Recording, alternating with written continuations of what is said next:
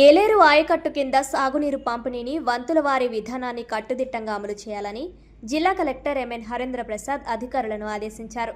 శనివారం కాకినాడ జిల్లా కలెక్టరేట్ నుండి collector MN Harendra Prasad revenue, వ్యవసాయం, ఇరిగేషన్ శాఖ అధికారులతో కలిసి క్షేత్రస్థాయి అధికారులతో వీడియో కాన్ఫరెన్స్ ద్వారా సమీక్షించారు.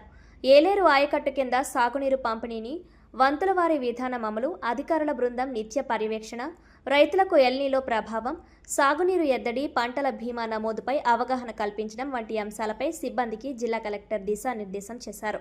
ఈ సందర్భంగా ఆయన మాట్లాడుతూ ఎల్నీనో ప్రభావం, ప్రస్తుత జిల్లాలో సాగునీటి వనరుల లభ్యత వంటి అంశాలను దృష్టిలో ఉంచుకొని ఏలేరు జలాశయం కింద ఉన్న ఆయకట్టుకు అలాంటి సమస్యలు తలెత్తకుండా వంతుల వారి విధానాన్ని అత్యంత కట్టుదిట్టంగా అమలు చేయాలన్నారు.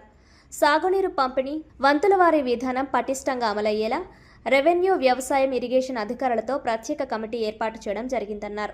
ఈ బృందంలోని అధికారులు నీటి విడుదల సమయంలో అనధికారికంగా సాగునీరు వినియోగించకుండా నిత్యం పర్యవేక్షణ చేసి చివరి పంట భూములకు సజావుగా సాగునీరు అందేలా చూడాలని జిల్లా కలెక్టర్ స్పష్టం చేశారు. ఇందుకు జిల్లా స్థాయిలో ప్రత్యేక కంట్రోల్ రూమ్ ఏర్పాటు చేయడం జరిగిందన్నారు. రైతులు సాగునీరుపై కంట్రోల్ రూమ్ నంబర్ 9849903879కు ఫోన్ చేసి తమ సమస్యలను తెలియపరచవచ్చని జిల్లా కలెక్టర్ తెలిపారు.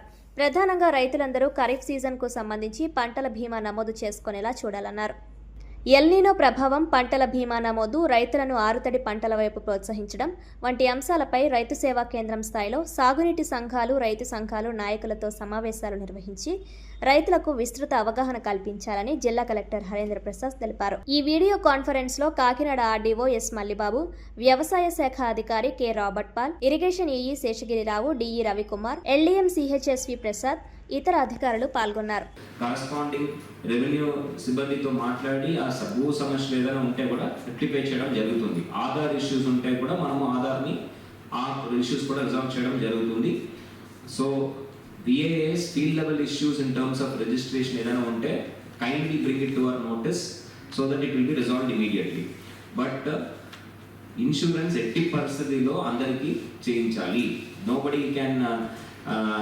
nobody should be left uncovered. And special focus ఎక్కడ అంటే మన దగ్గర drought prone mandals, rain fed areas, primarily upland mandals, and villages with high sowing but low insurance coverage. గతం నుంచే తక్కువగా ఇన్సూరెన్స్ చేసుకునే అలవాటు ఉన్న గ్రామాలు, ఆ గ్రామాలు మనం టచ్ చేయాలి. మన పరిధిలో కాటన్ కూడా ఇన్సూరెన్స్ కవరేజ్ ఉంది. సో కాటన్ ఆల్రెడీ మీరు చేసి ఉంటారంట. మన area around 3000 hectares. How much is it?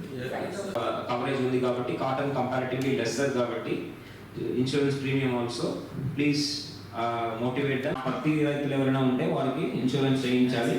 వరి మాత్రం ఏలేరు ఆయకట్టు 53,000 ఎకరాలు maximum we need to cover and we have time till August 15th.